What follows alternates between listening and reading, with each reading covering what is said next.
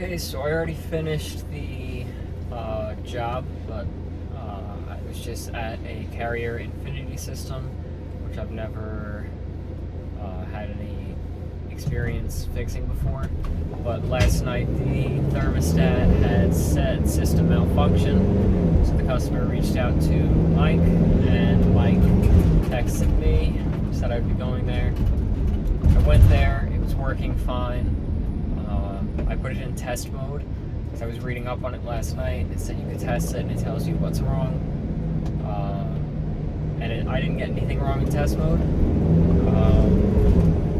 But I looked at the history and the history showed an error. So this is a video of me fixing that and hopefully you enjoy. Okay, this is my first Carrier Infinity system test. I just put it into test mode at the thermostat.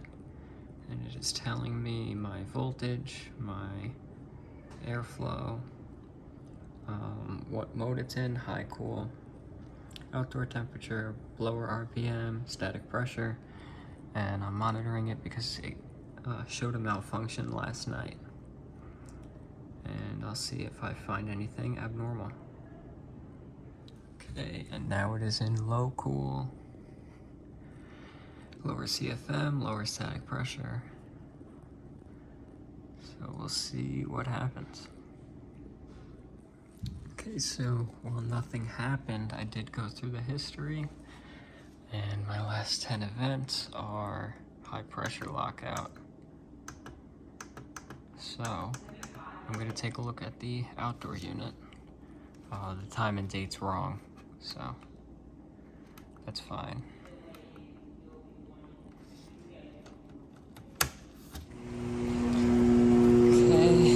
This unit is buzzing.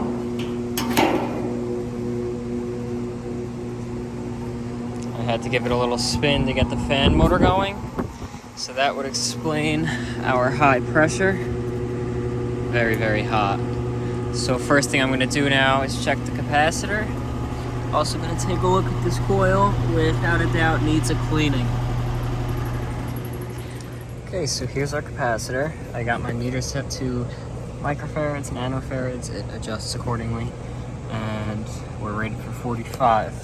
It's super, super warm to the touch, but I'll try to test it on the camera to prove that it is no good. I already tested it, so I do know what the readings are, and I just gotta get my leads on there nice and secure.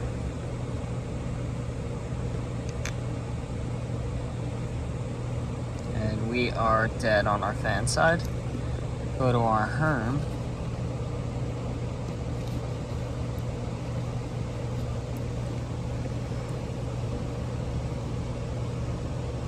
$16, which is what I got last time as well.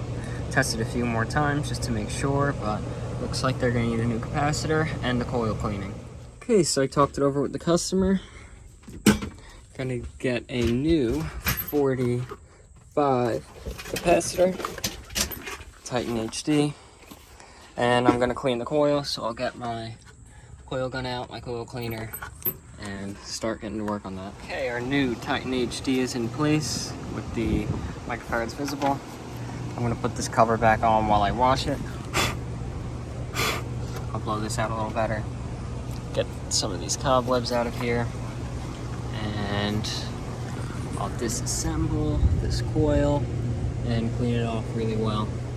And this little bit's mostly going to be for my memory, but I got my yellow wire going to my contactor, my black wire is going to my board, and the brown wire is going to the cap because I'm going to disconnect those and pull the top off. Okay, and with my covers off, you could see just how bad this coil is, but I'll brush all that off. I couldn't get this cover off because the screws are where the concrete is, but this side's not awful, so I should be okay with just a rinse there. Rinse with the cleaner. But I definitely need to brush this side. And over here as well. And we'll see how much dirt I pull out of this. Try to record a little bit one-handed, but this is going to be the brush off before the rinse.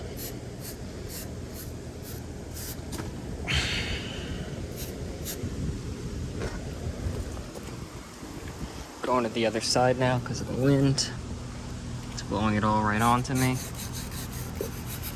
You could just see how bad it is. I'm gonna have to try to brush that a little bit, but on video I'm just gonna show what's easy to get to a little bit.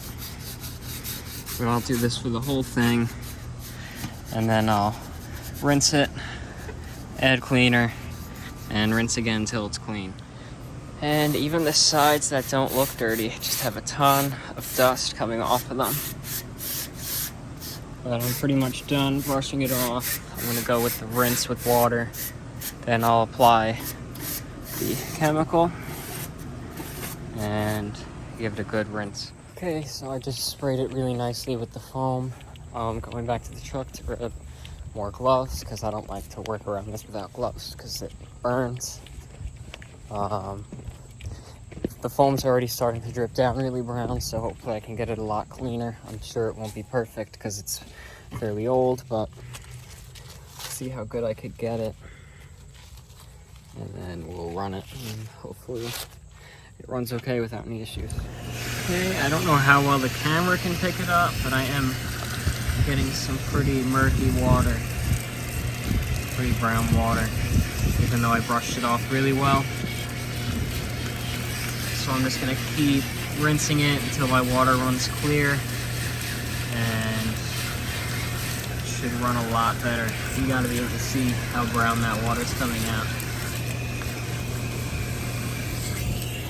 Okay, so this is as clean as I could get it, and it does look a whole lot better.